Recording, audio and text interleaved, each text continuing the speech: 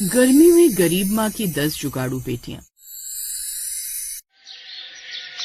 नीलम माता पार्वती और भोले शिव शंकर की पूजा करती थी। वो हर रोज सुबह उठकर मंदिर जाती थी और साथ ही सोमवार के व्रत भी करती थी। एक दिन नीलम मंदिर में हाथ जोड़कर माँ पार्वती से कहती है, हे माता पार्वती, मेरा आज सोमवार का व्रत है। मेरी खाली पड़ी गोद को अपने आशीर्वाद से भर दो माँ, और मुझ पर लगे इस बांझ के दाग को मिटा दो। मुझे अब ये दुनिया वाले जीने नहीं देते।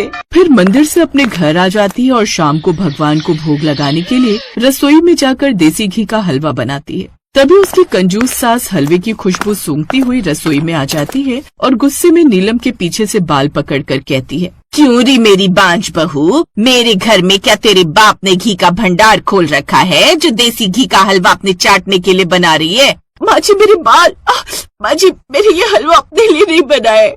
आज मेरा व्रत है, मैं भोग लगाने के लिए देसी घी का हलवा बना रही हूँ। आए हाय, देखो तो जरा चोर की दाढ़ी में तिनका, व्रत तो तेरा बस एक ढोंग है। मैं अच्छे से जानती हूँ तेरी इस चटोरी जीभ को। माँ जी छोड़ दीजिए। मेरे तो कर्म फूटे हुए जो इस बांझ को अपने घर में बहू बनाकर लेकर आ गई। अभी तक इसकी सूखी कोख से एक पोता तो दूर, एक पोती तक मुझे नसीब नहीं हुई। इसी तरह उसकी सास उसको हमेशा बांझ होने का ताना कसती रहती थी। नीलम की शादी को 6 साल हो गए थे, पर अभी तक उसको एक संतान की प्राप्ति नहीं हुई थी, जिसके चलते नीलम के प्रति उसके पति के मन में भी खटास पैदा होने लगी थी और उसकी सास तो उसे फूटी आंख नहीं देखती थी। एक दिन सब्जी में मिर्च तेज होने के कारण वो नीलम पर राशन पानी लेकर चढ़ जाता है। आजकल काम पर ध्यान नहीं है तुम्हारा, जो रोज सब्जी में इतना ज्यादा मिर्च भर देती हो। लगता है आज तुझे सबक सिखाना ही पड़ेगा। नीलम का पति उसको बेल्ट से बेरहमी से मारने लगता है। और मार बेटा और मार, इस बांझ को आज मार मार कर इसकी जान निकाल दे। नीलम अपनी जान बचाकर मंदिर में जाकर सिसक कर रोती है। फिर कुछ देर बाद रोते हुए उसकी आंख लग जाती है। थोड़ी देर बाद जब उसकी आंख खुलती है तो वो माता पार्वती को अपने पास खड़ी हुई देखती है। तभी वो रोती हुई, हे माँ पार्वती, आज मुझ बांझ का जीवन धन्य हो गया आपके दर्शन पाकर।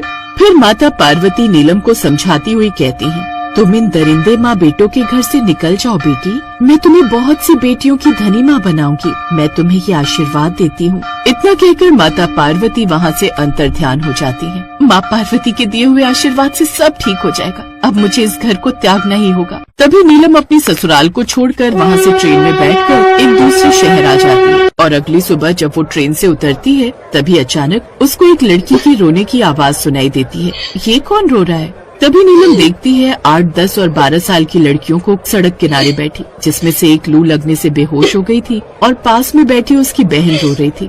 हे राम, ये इस बच्ची को क्या हो गया? फिर नीलम अपने पास में ही 2 लड़कियों से कहती है, ये बच्ची किसकी है और इनकी माँ कहाँ है? आंटी, ये हमारी ही बहन है। हमारी माँ बीमारी से मर गई। पिताजी ने हमें घर से निकाल दिया और दूसरी शादी कर ली।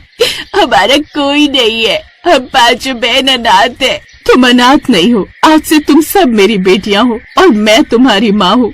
धूप में पैदल चलते चलते नीलम अपनी 5 बेटियों के साथ एक जंगल में नदी किनारे चली जाती है और एक पेड़ के नीचे छांव में बैठ जाती है और दुखी मन से कहती है, मेरे पास तो इतने पैसे भी नहीं है जो मैं रहने के लिए किराए पर कमरा भी ले सकूं।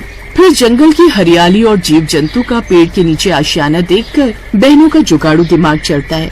माँ देखो, इस जंगल में कितने ताजा और घने पेड़ हैं और कितनी हरी घास भी है। क्यों ना हम इनकी सहायता से अपने रहने के लिए घर बना ले। कह तो तुम ठीक रही हो बेटी, घास से गर्मी में काफी ठंडक रहती है। कुछ देर बाद उसकी तीनों बेटियां मिलकर एक रहने के लिए घर तैयार करती हैं। अगले दिन उसकी माँ अपनी बेटियों से कहती है, मेरी बेटियों, हमारे पास घर तो रहने के लिए हो गया, मगर खाने के लिए तो मुझे कुछ काम ढूंढना पड़ेगा, इसलिए तुम सब अपना ध्यान रखना, मैं काम ढूंढ कर आती हूँ। ऐसे बोलकर नीलम काम ढूंढने के लिए निकल पड़ती है। भीषण गर्मी में नीलम कई दुकानों पर जाकर काम मांगती है, लेकिन उसको सब काम देने से इनकार कर देते हैं। थक हार कर एक उम्मीद लेकर वो फिर एक ढाबे पर जाती है, जहाँ 5 अनाथ बहनें उस ढाबे पर काम कर रही होती हैं। नीलम ढाबे के मालिक के पास जाकर काम मांगती है। मालिक, मुझे कोई काम मिलेगा क्या? मालिक, मैं बर्तन भी मांज लूंगी, जो आपको पगार ठीक लगे मुझे दे देना, लेकिन मुझे काम की बहुत जरूरत है। कम पैसों में ढाबा मालिक नीलम की लाचारी देखकर उसे अपने ढाबे पर काम करने के लिए रख लेता है और धीरे धीरे नीलम को मालिक के ढाबे पर काम कर रही उन 5 लड़कियों से लगाव हो जाता है। एक दिन नीलम जब ढाबे पर बर्तन साफ कर रही थी, तभी उसके पास 5 लड़कियां आती हैं और उससे बातें करने लगती हैं। अरे आंटी, आप अकेली इतनी धूप में बर्तन क्यों साफ कर रही हैं? आप हमें बुला लेते, हम आपकी मदद करवा देते। नहीं बेटा, मैं साफ कर लूंगी, वैसे भी ये मेरा काम है। जिसकी मालिक पगार देता है। तभी अंदर से ढाबे का मालिक आकर 5 लड़कियों पर राशन पानी लेकर चढ़ जाता है। तुम 5 ग्राहक को छोड़कर यहाँ इसके साथ गप्पे मार रही हो? मैं तुम्हें हराम के पैसे नहीं देता।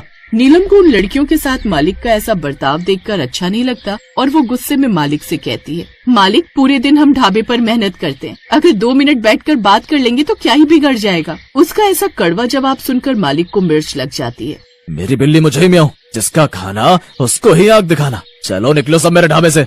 मालिक भगवान के लिए अभी काम पर से मत निकालिए, हम अनाथ है, हमारे पेट पर लात मत मारिए। मालिक सबके लाख गिड़गिड़ाने पर भी उन सबको काम से निकाल देता है। फिर नीलम उन 5 बेटियों का हौसला बढ़ाती हुई कहती है, आज के बाद तुम्हें चिंता करने की कोई जरूरत नहीं है मेरी बेटियों, आज से तुम अनाथ नहीं हो, मैं तुम्हारी माँ हूँ और तुम सब मेरे घर पर रहना। नीलम अपनी उन 5 बेटियों को जंगल वाले घर ले आती है। तभी नम आंखों से नीलम अपनी 10 बेटियों से कहती है, मेरे पास अपनी 10 बेटियों को खिलाने के लिए ज्यादा कुछ तो नहीं है। अपनी 10 बेटियों का प्यार देखकर नीलम के सर से बांझ होने का बोझ उतर जाता है। फिर अगले ही दिन नीलम की 10 जुगाड़ू बेटियां जंगल में जाती हैं और जंगल से संसाधन इकट्ठा करती हैं। घर आकर जानवी अपनी बड़ी बहन रूबी से कहती है, रूबी दीदी देखो मुझे जंगल से क्या मिला, कच्चा आम। हम इस आम का अचार बनाकर बाजार में बेच सकते हैं। अरे हाँ छोटी, तुम सही कह रही हो, गर्मी में आम का पन्ना बनाकर भी हम लोग बेच सकते हैं, क्योंकि गर्मियों में लोग पेय पदार्थ ज्यादा पीना पसंद करते हैं। साथ में नींबू की शिकंजी बनाकर भी बेच सकते हैं। गर्मी में इन सब का काम काफी अच्छा चलेगा, जिससे अब अच्छी आमदनी प्राप्त कर सकते हैं। लेकिन इसको बनाने के लिए ठंडा पानी कहाँ से लाएं? हाँ, मिल गया जुगाड़। रूबी एक बोरी लेती है और उसे भिगोकर घड़े के मटके के चारों ओर लपेट देती है, जिससे अब उस मटके में पानी ठंडा ही रहता। इस तरह नीलम की 10 जुगाड़ू बेटियां कच्चे पक्के आम का पन्ना बनाकर बेचती है बाजार में। आओ आओ, ठंडा ठंडा आम का खट्टा मीठा पन्ना पीजिए। अरे बेटी, ये आम का पन्ना तो बड़ा ही स्वाद लग रहा है, 2 ग्लास घर के लिए भी पैक कर दो। इस तरह पन्ने के साथ साथ दूसरी बेटी आम का अचार बनाकर बेचती है, जिससे उन्हें आमदनी होने लगती है। ये लो माँ, हमारी कमाई, अब इससे आप राशन पानी ले आओ। मेरी 10 बेटियां तो बड़ी ही जुगाड़ू हैं। माँ, अब से तुम घर पर रहकर घर संभालना, अब से बाहर का काम हम सब बहनें देखेंगी। रूबी जानवी, गर्मियों का मौसम है, ऐसे में हम बाजार में हाथ से बने हुए पंखे और बोरी लगे हुए मटके भी बेचेंगे, जिससे गरीबों को भी सस्ते में गर्मी से बचने का सामान मिल जाए और हमारी आमदनी भी हो जाए।